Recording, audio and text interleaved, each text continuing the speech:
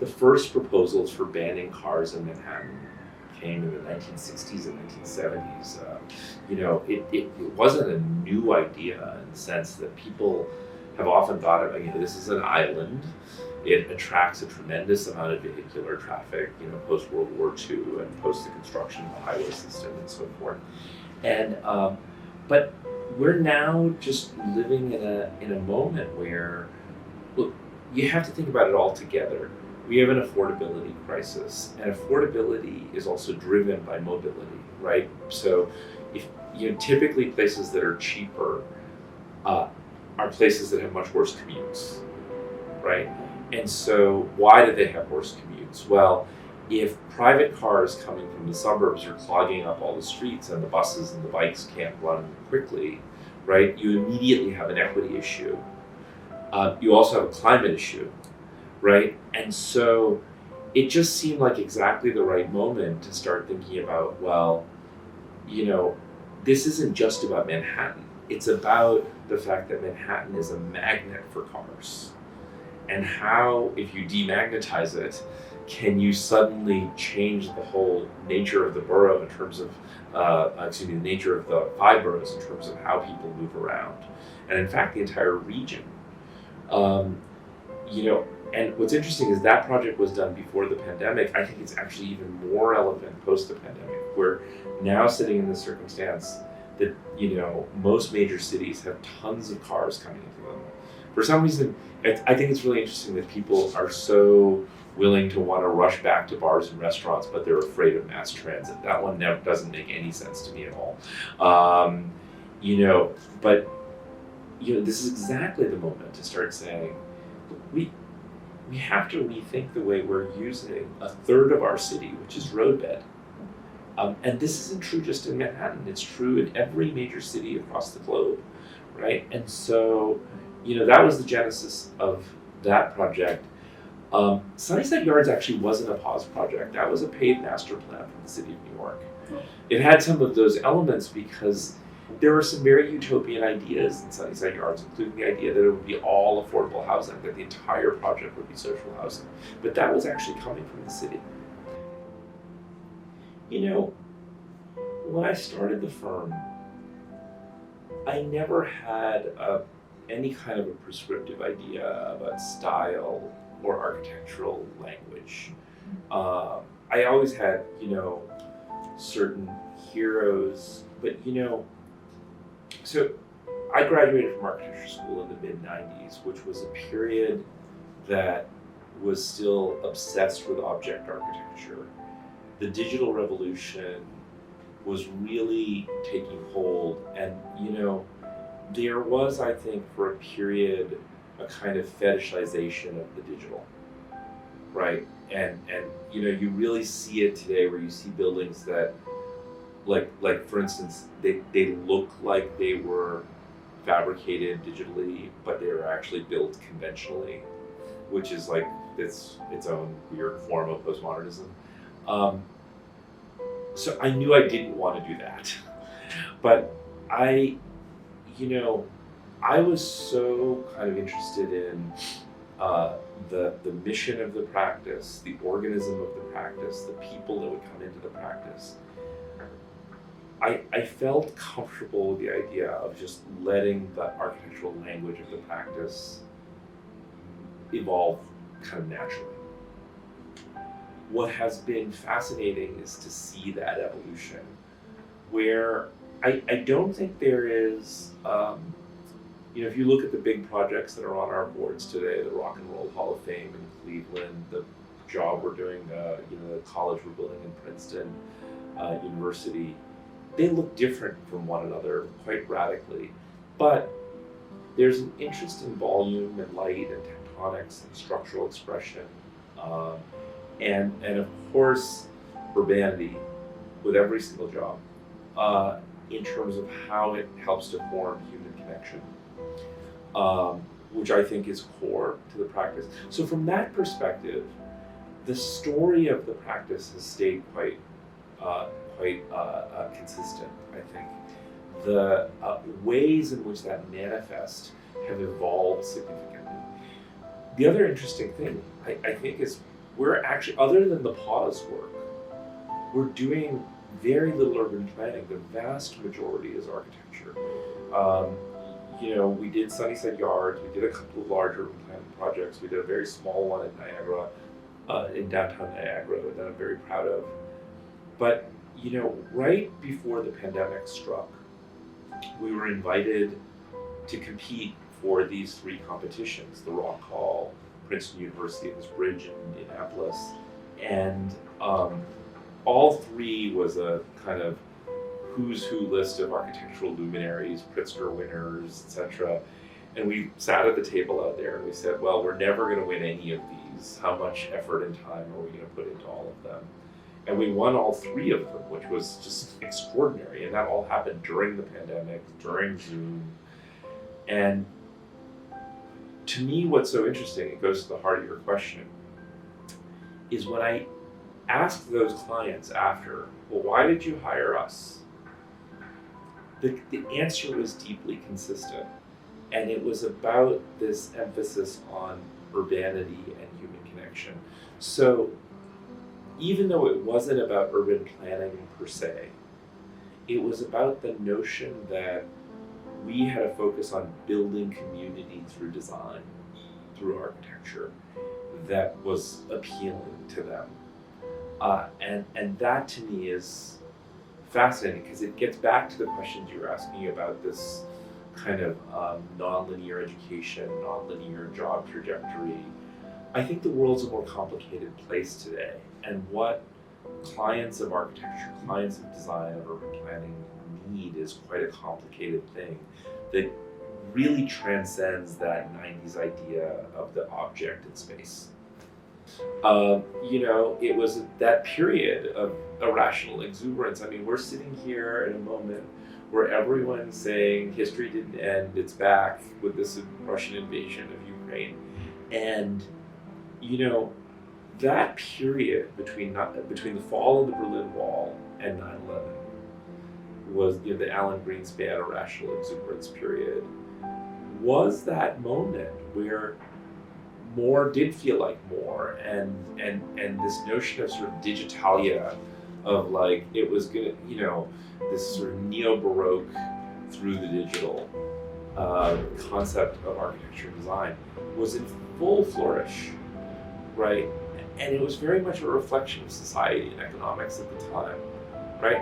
Then 9/11 happens, Katrina happens, one by one, right? An entire new generation comes up with this notion that more is not more, that the climate is in deep trouble, society is in deep trouble, that our institutions are in deep trouble, the Great Recession, right? That there's massive inequity, and that we just can't afford all of this Baroque digitalia, that we are actually needing to think about architecture as something more essential, something more fundamental. And then what happens? You start seeing the Pritzker Committee give the Pritzker to people like Alejandro and Doshi, and Correa was announced today, and so and Lakatan. So you see, like, the world's changed underneath the feet of the people who prayed to the pedestal of this architect in the 90s and object architecture, and it happened because the world changed. So, Allison and Peter Smithson used to write about the charged void in architecture and urbanism, and, to me that project is so much about that idea of the charge. So, the sugar refinery itself is this very sort of muscular heritage building. It was built in 3 phases, none of the windows aligned, and so, to me, the immediate impulse was to build a building inside of a building. So the building is a sleeve, and there's this interstitial space between the new building and the historic building. That sectionally finds its way to the ground plane as this enfilade condition all around the base of the building that makes for, we're converting all of the windows to doors at the base of the building. So it's tremendously porous into the park system.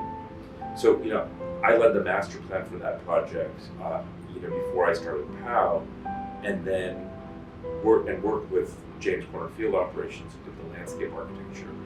That park, for both so the partner at JCFO, Lisa Switkin, who's the landscape architect, the client, Jed Melentes, and I, we will sit in that park and have a margarita, and it's like, in some ways, it's like all of our pride and joy, because, there's an extraordinary investment made by Jed in that park. That community was historically held back from the waterfront. And it's a lot of different communities. I mean, as you go around it, it's a Hasidic community, a Latinx community, an African American community, a hipster community. There are issues of gentrification, there's community tensions, to be sure. But the park is that Olmstedian social condenser that brings everyone together.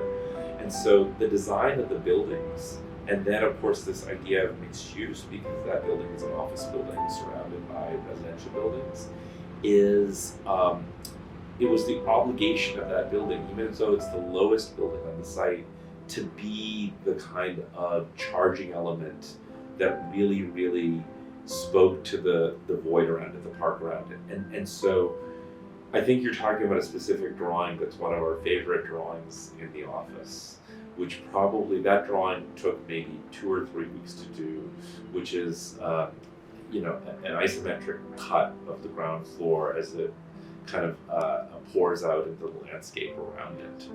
And we've done that drawing for a couple of different projects because, again, when I was telling the story earlier, why are clients coming to us? They're interested in our expertise and our focus and passion for the connection the building makes to the community and creating kind of this network of urbanity around the building. And so it's never just about the building, right?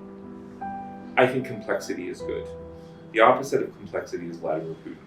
Complexity is good, right? We live in big, messy democracies, and building is hard, and it should be.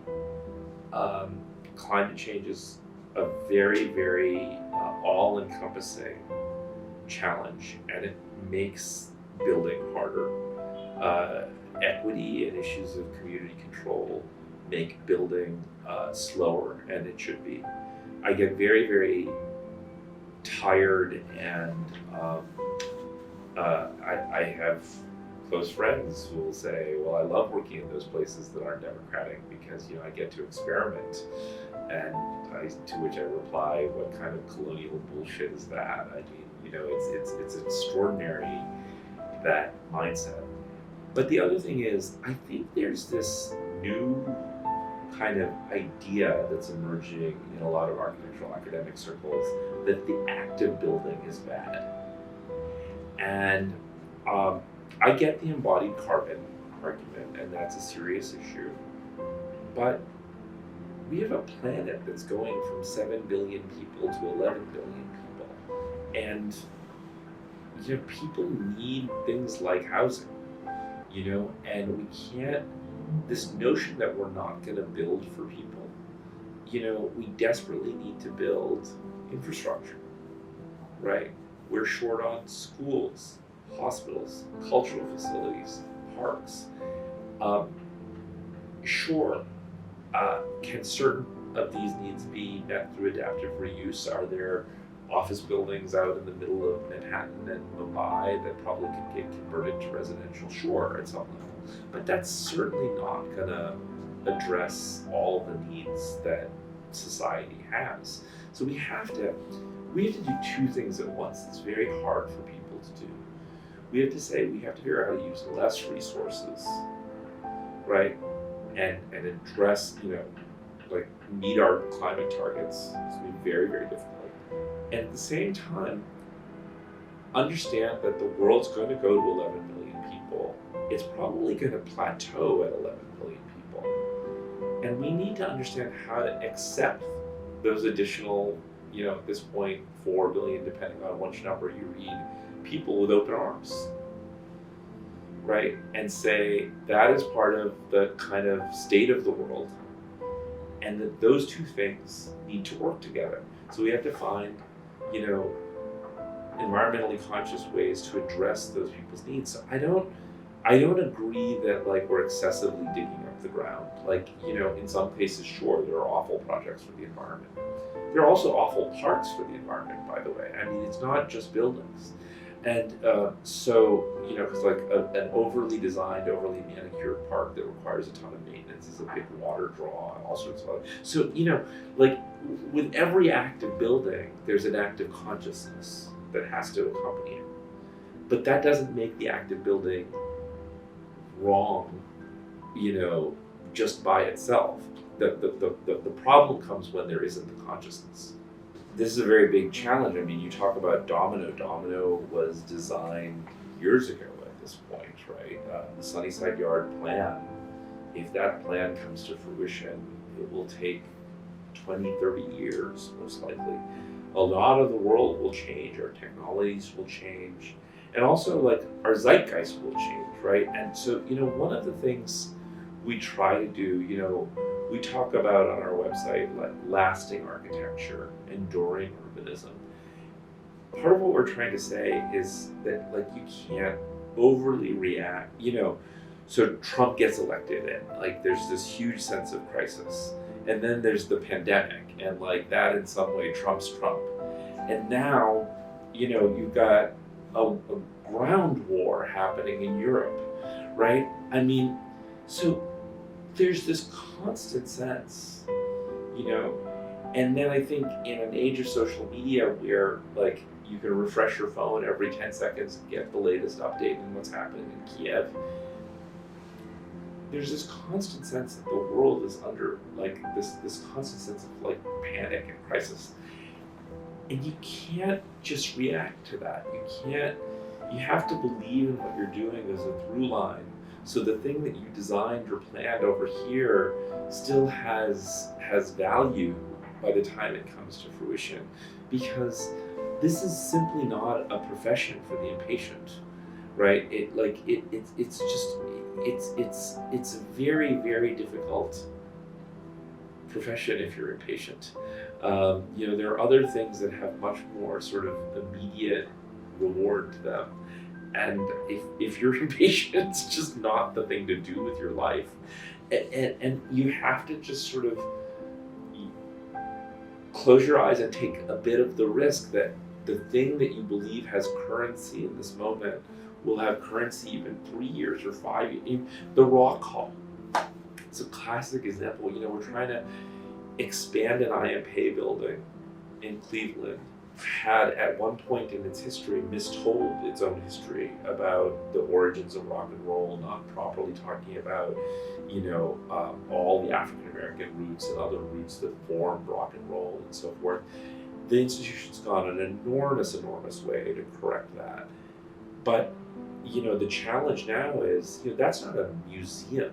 It is a kind of epicenter of one of the most important art forms in the world. How does that stay alive through the course of the time that you're designing it? How do you make it so that it is something that feels dynamic and not static? It's an enormous challenge, but that's kind of the challenge of building. And, again, the whole idea was, how can you take this idea of a cultural institution and turn it inside out, have it feel very public. But then the challenge of the Pay building. IMPA is one of my heroes. It's probably his worst building, and I don't think the Rock Hall folks would be offended if I said that. I mean, it's been a dysfunctional, difficult building for them from the beginning. It was designed to look like a turntable from space and all of this stuff. And so we decided to deal with the building the way like a young musician might deal with a legend, which is to sort of be both reverent and irreverent. And so, we felt we absolutely needed to engage the building, not overwhelm the building in terms of scale, not try to create a separate object next to it, which many others seem to conceive, but instead think about something that was sort of low slung attached to it, but then engaged it in a very direct way. This is the irreverent part where it comes in like a clash and kind of says, your kind of Platonic view of this institution needs to change, right? Rock is not a platonic art form. It's a very open-ended art form. And so, that was kind of the narrative that brought us to the design, that brought us to this notion of a more urbane institution and a living institution. And I think that was very important, in terms of dealing with that. I love dealing with the existing, whether it's Domino or the Pay Building or site context for Sunnyside. I can't stand the idea that you're just building in some blank desert piece. Not that that's really blank. There's climate, there's ecosystem, there's always context. But I love that. I feed off of it. It gives me energy and inspiration. Look, we already live in an urban future. This happened some time ago, around 2007, right? More people live in urban places. But that word is a great fascination of mine, and is something that I spend an entire chapter of the next book writing about. Urbanity is not the same thing as big cities. And I go to try great length in the book to try to explain that, like, a village can be very urbane, and a big city could completely lack urbanity. Because urbanity is a human condition about connection, positive social friction, all of those things. Those things can absolutely exist in a small village. My father was born in a rural village north of Calcutta in Murshidabad, and it's one of the most sustainable places in the world. I've never seen a garbage can there.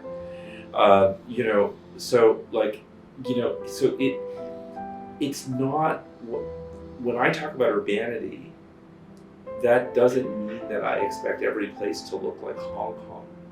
It's about this notion of creating connected communities. And that sense of human connection through design, through architecture, which only plays one piece of it, it's not all of it, is critically important if we're going to solve problems like climate change. Even with this war in Ukraine, it's been so interesting to me how focused we are in the coverage on the cities, right? Mariupol, Kiev, Kharkiv, we're learning this geography, we're looking at these cities, we're watching not just people's lives get destroyed, but an entire culture and a history get destroyed. And it's a stark reminder of why these places are so important to us, right? Putin doesn't win unless he conquers Kiev, right? So what does that tell you about the importance of a city? And so these places are much more than their physical fabric, right? They are that charged void that Alison Smith talked about, that sense that, we live in this place together and create a culture in it. Architecture and urbanism it's a piece of that. But that, again, that distinction between urbanity and metropolis is a really important distinction. I understand that this is a period where people have a lot of questions and critique about the profession, about the world, about how commercial, practice might be, and so forth. And then there's a lot of legitimate questions about things like, work practice, work hours, exploitation. I'm really glad, my wife and I are both architects, and we were I'm hoping we were the last truly exploited generation. I don't think we were, but, so I'm glad those questions are coming up. I hope, though, that in throwing out the bathwater of those bad practices, young people don't throw out the baby of the love of practice and love of the profession. And what I mean by that is, most people I know who practice architecture, and think about the 30 people sitting out there, they're all smart enough. They could all work in tech or Wall Street or be doctors or whatever. And, sure, they could probably triple their salaries.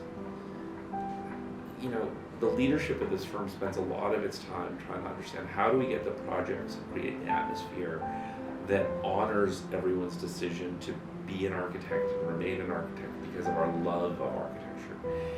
And, you know, at the same time, we need people to love the profession. You know, there's this thing. So, for instance, you know, a beautiful drawing in line weights, how line weights communicate. That's something that, like, it's very hard to explain to a non-architect, but like, it's like we hold this kind of glossary of terms in terms of how we understand a kind of communication, right? Why you build a model that's digital versus foam versus wood versus paper, you know, all of those decisions. And I think sometimes in all of the critique that happens right now, that all gets lost in the shuffle. You know, that we lose the joy of what it means to be a practitioner. Now, the hard part about that, so an artist practicing alone, if she's up painting or doing digital art until 3 a.m, that's sort of between her and her consciousness, right? Like, if that's what she wants to do, that's what she's doing, and it's her decision. What becomes much harder is, how does that translate into a studio environment where there's multiple people, there's hierarchy, there's a leader, there's junior people are there until 2 a.m.